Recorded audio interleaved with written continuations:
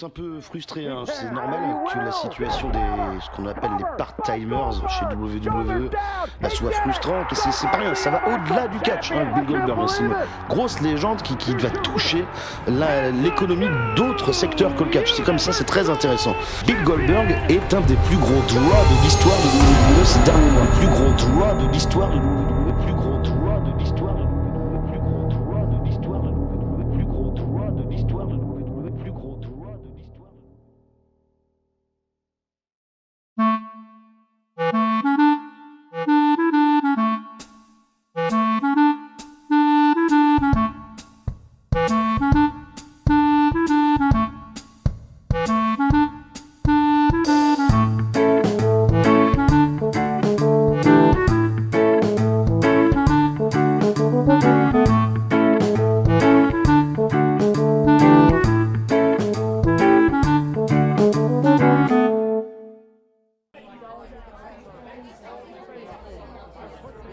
Bon, bah c'est une bonne affaire pliée, hein. Quoi, déjà Twitter? Et bah qui se désabonne, hein. Qu'est-ce que tu veux que je te dise, hein? On voit quand les mecs d'ESPN+, c'est demain soir? Petit chèque, posé.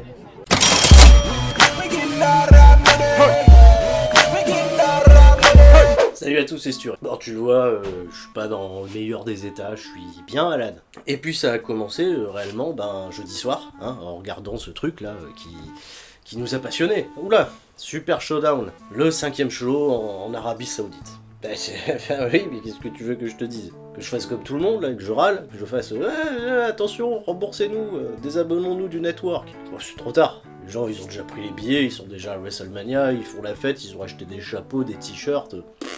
Ça change rien. Non, ce qui est encore une fois triste, c'est que les décisions politiques, économiques, ont encore une fois pris la place du catch et des storylines, de ce qui fait un peu vivre les fans, hein, les faire vibrer, les faire s'enthousiasmer, les faire rêver, les faire s'évader.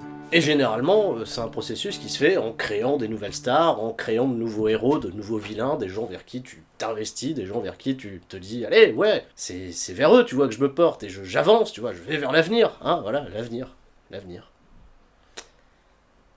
Alors nous sommes précisément le samedi 29 février, au moment précis où je tourne cette vidéo. Je suis désolé par avance, vu mon état, je ferai pas de Sturistradamus pour All Elite Wrestling. Revolution, je ferai certainement un Qu'est-ce qui s'est passé qui sortira ce dimanche 1er mars. Plus, voilà, vous le savez, de retour à 20h, hashtag 3CFM en compagnie de Ludivine et Flo. Ça vous a manqué, ça fait un mois, ça nous a manqué à nous aussi. On sera ravis de vous retrouver pour débriefer un petit peu tout ce mois de février 2020, ce qui s'est passé dans l'actualité catchesque, dans une émission qui sera, j'espère pas non plus trop à rallonge, bien entendu, mais qui nous permettra de faire un énorme point dans cette route vers WrestleMania qui est lancé.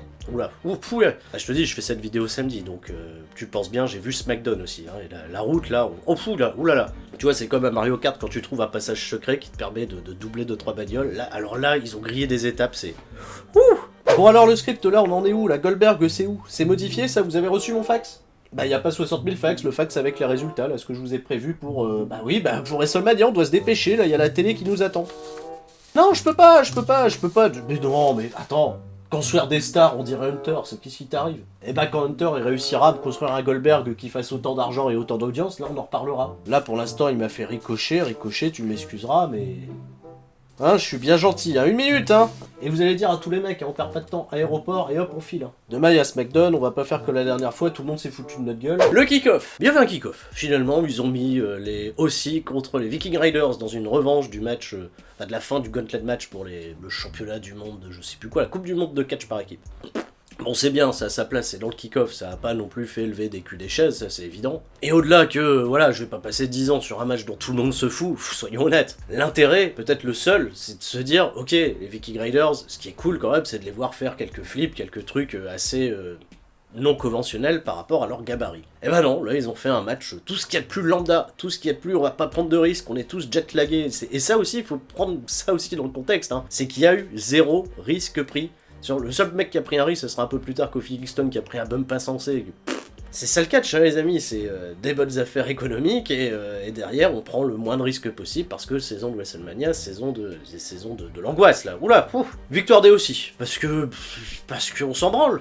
Voilà, c'est la fin du kick-off. Le Twek Mountain Trophy, truc, je sais pas, c'est encore une fois un concept qui est vraiment propre à l'Arabie Saoudite, hein, il faut toujours qu'il y ait une espèce de trophée à gagner, enfin, c'est pas que ça me dérange, tu vois, c'est juste que ça n'a aucune importance symbolique dans ce que va compter WWE dans leurs histoires, et WWE, c'est un univers où en effet on aime que les histoires soient entremêlées, et aussi pour lesquels on aime que les trophées, les trucs remportés aient un peu de sens dans la narration que va proposer WWE. Donc là, ce trophée, il est tombé là comme ça, avec des mecs choisis de manière totalement random pour y participer, que des catcheurs de Raw, voilà, pas de catcheurs de SmackDown, pas invités, pas qualifiés pour remporter le Twek Trophy, truc, machin, bidule. Et ça a démarré avec Bobby Lashley contre R-Truth, où bien logiquement Bobby Lashley avait l'avantage sur la toute première partie de combat, puisque c'est un gauntlet, donc ça va être un match à rallonge qui a duré quand même une demi-heure.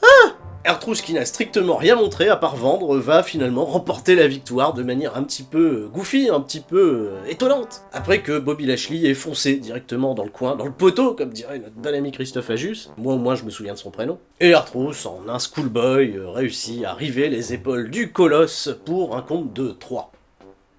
Alors pour Bobby Lashley, l'opération Carbone est quand même fantastique, mais il va pas en rester là, puisqu'il était quand même déterminé à gagner ce trophée, c'était quand même une raison, tu vois, d'exister, une raison de se battre, gagner ce Twek Trophy truc qui allait probablement t'amener très très loin à WrestleMania, va attaquer R-Truth lâchement pour l'handicaper pour son prochain affrontement. Où le champion des États-Unis, monsieur Andrade Cien Almas, va se pointer, et lui aussi, après un truc encore une fois insensé, va perdre contre R-Truth pour que la belle histoire se poursuive. Et R-Truth ne montre rien, R-Truth ne fait que vendre et réussit à tirer profit d'une situation, encore une fois purement écrite et purement forcée, parce qu'en même temps ils se sont retrouvés dans un match où ils ont dit punaise, on a 4 heels, 2 babyface, il va falloir qu'il y ait un face qui nous la fasse à la Kofi Kingston et qui résiste, sauf que, encore Kofi Kingston, il résiste parce qu'il se bat, parce qu'il est courageux, R-Truth, il a juste du bol à chaque fois.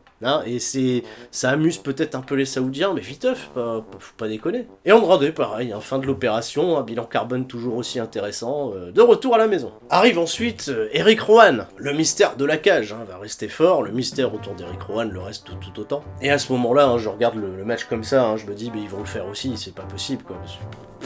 À un moment, on s'en fout. Eric Rowan, malgré tout, va rester fort puisqu'il va perdre le combat par disqualification après avoir attaqué R-Truth avec l'escalier de métal, ce même R-Truth qui avait renversé la cage. Qu'est-ce qu'il y a dans cette cage, voilà, ça va peut-être servir, ça a un angle pour l'Arabie Saoudite quand même. Et le bilan carbone est encore une fois très très bon pour notre ami Eric Rowan qui va prendre le chèque, sa cage et rentrer à la maison. R-Truth est mort dans le ring, le public aussi, voilà. Et arrive AJ Styles, sous une énorme pop du public saoudien. Parce qu'en Arabie Saoudite, le public s'en fout, ils se viennent pour voir des stars, et parmi tous les catcheurs que j'ai cités précédemment, le seul qui peut peut-être faire un peu d'effet, c'est AJ Styles, parce qu'il a véritablement des faits marquants, et à aucun moment du match, même en forçant tir, il va être perçu comme un heel, alors qu'il fait que des trucs dégueulasses, quoi. Il s'amuse à danser, etc. Une hit méga chiante, tu vois, il aurait pu terminer l'affaire en 2 secondes, ça n'a rien apporté que cette affaire dure un peu, peut-être juste que pour le prochain participant puisse enfiler correctement ses bottes et son chapeau, mais je vais y revenir. AJ Styles, logiquement R-Truth, en le faisant abandonner. Et nous attendons tous l'arrivée du dernier participant annoncé, Rey Mysterio. Alors sur le papier, Styles, Mysterio, pour terminer cette affiche, c'est pas mal, tu vois, tu te dis, ok, ils vont laisser véritablement le temps de prendre à ce match qui pourrait être une affiche digne d'un WrestleMania. Mais on revient backstage avec Rey Mysterio qui se fait attaquer par les aussi, par Gallows et Anderson. Et de ce fait, n'est pas en état pour venir au ring. Attention, qu'est-ce qui se passe? Là encore, un bilan carbone pour Rey Mysterio, on est... Alors qu'AJ Styles pense avoir remporté ce match par forfait, retour backstage où Gallows et Anderson sont en train de se faire casser la gueule par un adversaire mystère. Qui c'est? Et là, est-ce que vous avez pensé comme moi?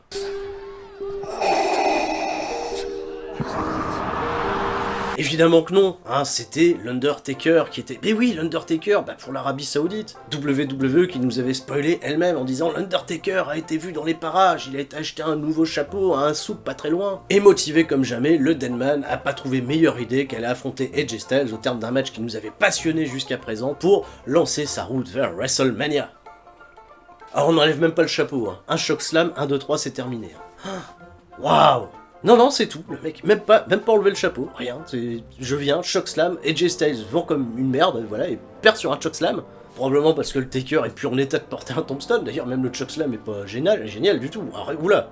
Est-ce que ce truc horrible. Sans déconner, est-ce que ce truc à chier justifiera un match entre Styles et Undertaker à WrestleMania? Parce qu'apparemment c'est dans les plans. C'est quand même lamentable. En termes de subtilité, en termes de profondeur, tout pourrait se lancer avec Undertaker qui, bah voilà, il y a le chèque de l'Arabie Saoudite, lancerait un programme comme ça contre AJ Styles. Oh, mais non, bah non, pas du tout en vrai. Déjà qu'AJ Styles, il a une date de péremption sur la tronche depuis qu'il a perdu le titre contre Bryan. Il y a encore à la limite ce programme avec Orton à WrestleMania qui était un peu intéressant, mais depuis, on s'en fout d'AJ Styles. Il est mid-carder, il a aucun fait d'armes, il y a rien qui m'inspire avec ce garçon. Enfin, en tout cas, plus rien, tu vois. Pour moi, chez WWE, on est arrivé à un point où AJ Styles a tout fait et me passionne pas. Mais bon, là encore, pour l'Undertaker, bilan carbone, très intéressant, tout comme pour celui d'AJ Styles.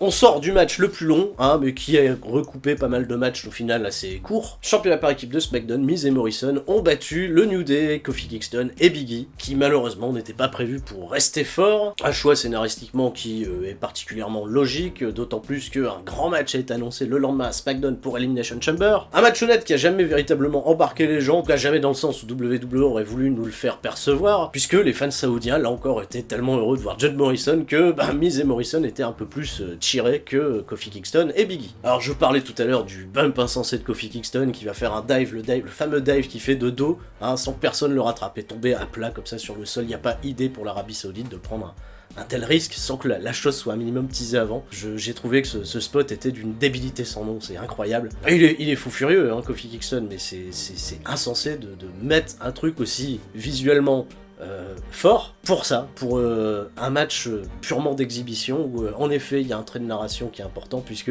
changement de championnat en Arabie Saoudite, ah là là, les gens sont ravis. Angel Garza contre Humberto Carrillo, alors là en effet tu mets des mecs qui doivent être totalement inconnus aux yeux des Saoudiens, ils peuvent faire tout ce qu'ils veulent, ça n'intéressera personne, ça n'a jamais. C'était d'ailleurs bien moins bon que leur dernier affrontement à Monday Night Raw, deux catcheurs qui trouveraient parfaitement leur place dans un petit public, tu vois, comme celui d'NXT, on verrait Humberto Carrillo contre Garza, on ferait ah mais c'est super, etc. avec des gens qui crient des holy shit. Sauf que quand t'es dans un grand stade et quand t'as pas véritablement d'écriture et aucun star power, voilà, c'est pas passionnant, pas du tout en tout cas. Un match qui en plus de ça s'est terminé un peu dans la précipitation.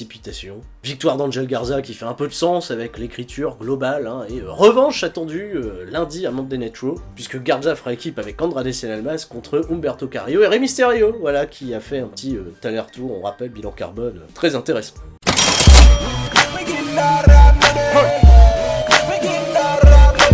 Les championnats par équipe de Raw, désormais, Seth Rollins et Buddy Murphy ont conservé leur championnat, bien entendu, contre les Street Profits, il fallait pas rêver. Un match là aussi, qui n'a jamais embarqué qui que ce soit, qui a jamais décollé particulièrement, même si l'action dans le ring était on ne peut plus correcte, décente, je suis quand même assez surpris de la bonne adaptation des Street Profits au sein du roster principal, c'est une chouette équipe. Je suis comme beaucoup d'entre vous, je vois un potentiel immense en Angelo Dawkins et Montez-Ford me fait chier, à moins que ça soit l'inverse. Seth Rollins qui a pas véritablement pu, je vais dire, faire valoir son délire du Messiah, puisqu'on est quand même en Arabie Saoudite et le Messie est quand même fortement connoté, faut pas non plus aller trop loin dans le délire. Mais moi j'aime bien le Seth Rollins actuel qui a piqué la veste de Becky Lynch, tu vois, pour essayer d'être aussi over qu'elle. Retour à la maison après un match qui avait été un peu construit avec les pieds, il faut le dire. Et on espère bien entendu que Kevin Owens se trouvera un partenaire d'ici WrestleMania pour aller défier Rollins et Murphy.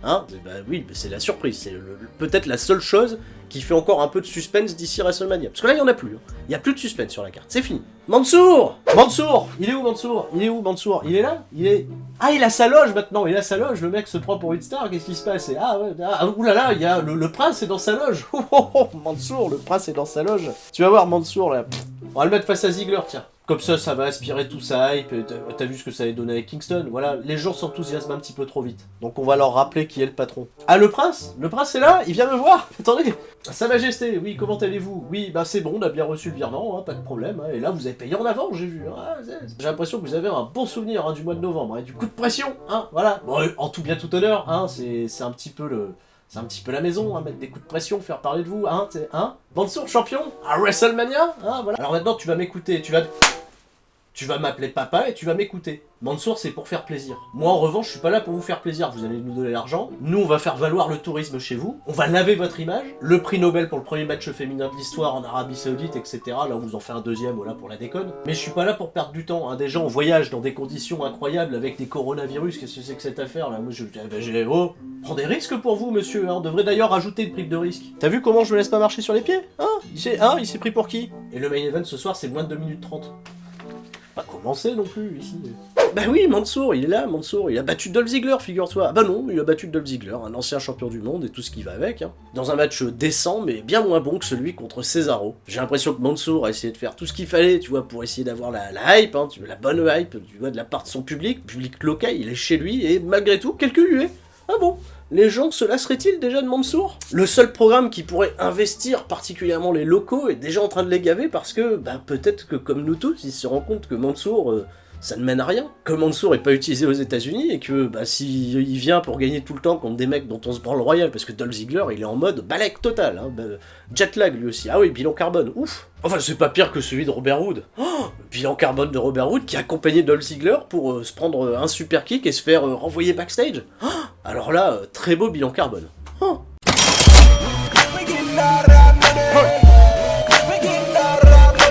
Mansour va faire un speech à la fin de son match, célébrant sa victoire, qui a pas été perçu comme le truc qui a fait exploser les fans de joie. Tu vois, le défi n'était pas insurmontable. Dolph Ziggler, c'était... Bah oui, mais c'est là qu'il fallait mettre un mec un petit peu plus rude, un petit peu plus balèze dans l'idée de la scénarisation de WWE. Eric Rowan, ça aurait été très bien. C'est qui, lui? Shinsuke Nakamura, on s'en bat les couilles, le Shinsuke. Mais ancien champion intercontinental, tu vois, tu peux le faire, ça c'est pas mal. Tu vois, un défi qui placerait potentiellement Mansour, tu vois, dans une course vers WrestleMania. Mais là, on voit tous la blague, que Mansour ne sert qu'à mettre un petit peu les locaux dans sa poche, mais... Et dans son speech, Mansour va dire une phrase qui m'a fait hurler de rire à un moment. We are here to stay! Et qu'est-ce qu'il raconte? On est là pour rester? Il y a avion là, on doit repartir après. Championnat du monde WWE, Brock Lesnar défend contre Ricochet. Énorme clip de présentation de Ricochet, parti du circuit indépendant où il n'avait pas les épaules, pas la carrure pour être ne serait-ce que remarqué par WWE, puis même signé par WWE. Et malgré tout ça, il a réussi à combattre les préjugés, à signer dans la plus grosse compagnie de catch mondiale, à remporter des championnats, à être reconnu par ses pairs, et à mériter définitivement une place de challenger au championnat de Brock Lesnar. C'est un combat pour lequel il s'est préparé comme pas permis. Il promet à Brock Lesnar de lui poser énormément de problèmes, et dans une volonté de la part de WWE à faire croire, tu vois, à des milliers d'enfants qui regardent le show et qui se disent « Oh, mais il faut croire en nos rêves et aller au-delà du truc ». Non, Brock Lesnar va le battre en 1 minute 30. Tout le monde reste fort. Voilà, c'est tout. C'était la logique, la plus grande des logiques. Même moi j'y ai cru. Même moi je me suis dit à un moment, ils vont peut-être nous refaire l'espace de 6 minutes, tu vois, l'idée de Finn Balor contre Brock Lesnar. Nous laisser supposer qu'à un moment le gamin pourra avoir sa chance et que finalement, bah non, F5 et on n'en parle plus. Là même pas. Là il n'y a rien eu. Là absolument pas. Brock Lesnar ressort très fort, hein, Ricochet non. Mais on peut encore apprécier l'incroyable bilan carbone de cette opération, hein, qui aura mis des yeux sur des écrans.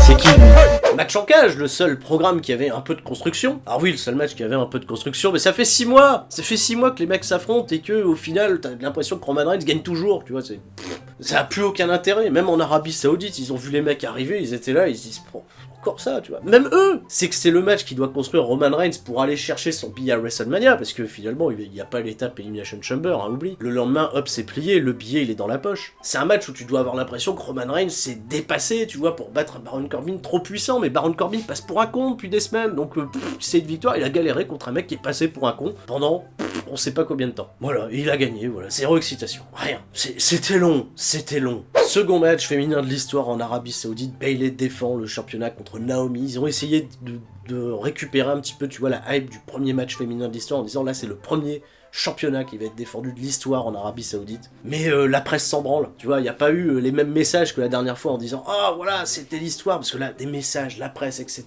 le prix Nobel, tout J'étais un peu content que le catch soit un peu plus débridé. Finalement, le match est bien meilleur que celui entre Natalya et Lacey Evans.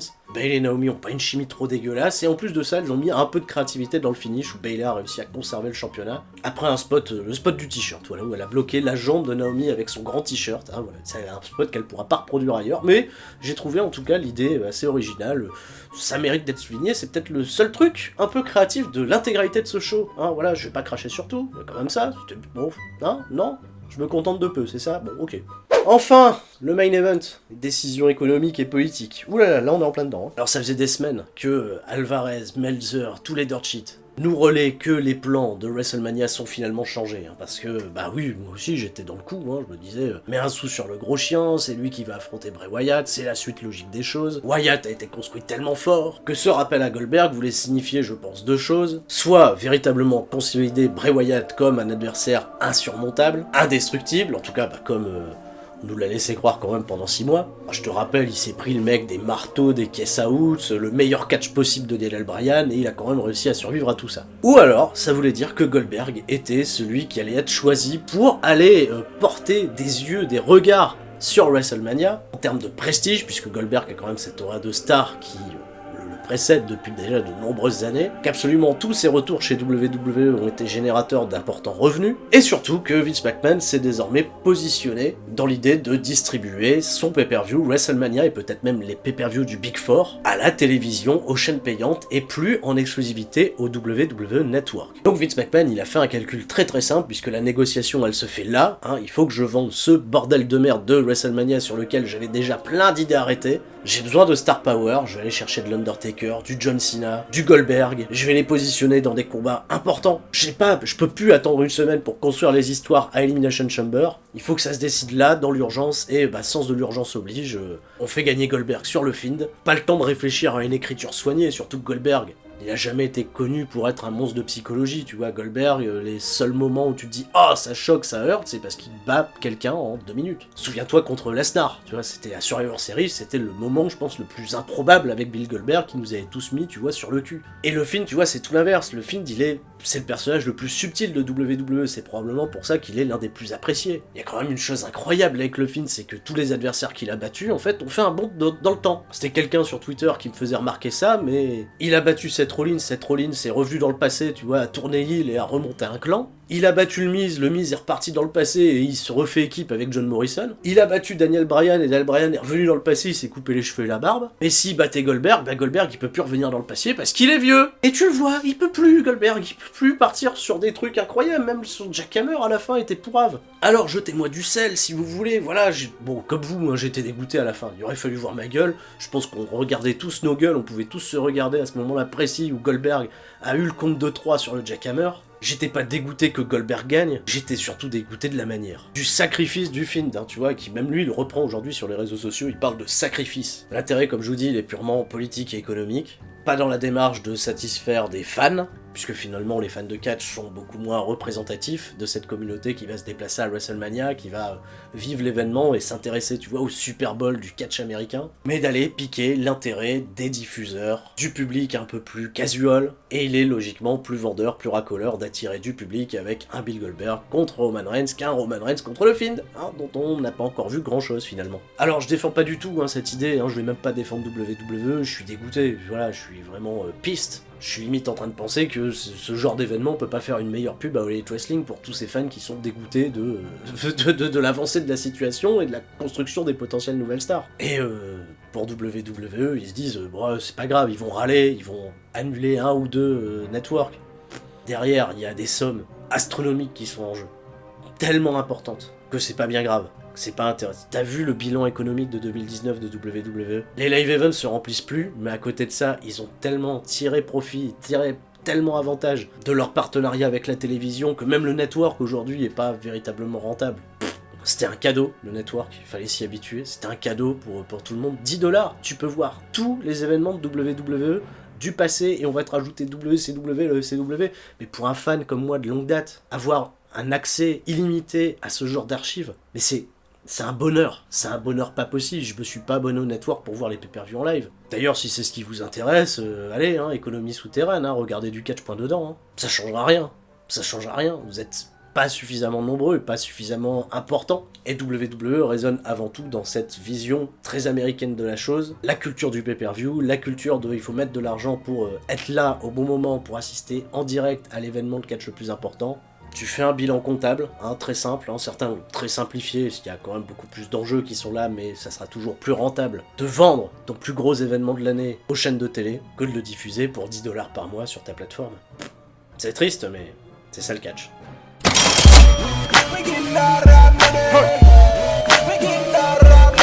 Bon, désolé encore de ne pas avoir fait une review aussi délirante qu'à l'habitude. J'ai besoin un peu de souffler, même si là on revient avec les 3 CFM, qu'on va se lancer sur la route de WrestleMania. Je vous cache pas que je suis là pour l'instant bien malade, que je vais essayer, tu vois, de me soigner, de revenir en forme pour déjà demain vous donner les résultats de Elite Wrestling Revolution, que j'attends véritablement, que je vais probablement regarder en live si je suis pas trop défoncé. Et je vais vous préparer, en compagnie de Flo et Ludivine, un super 3 CFM dimanche soir, et je vous annonce même déjà qu'on se retrouvera le dimanche suivant pour le super kick-off d'Elimination Chamber. Je me suis fait une réflexion à la con, je trouve que Goldberg en vieillissant ressemble de plus en plus à Vincent Lagaffe.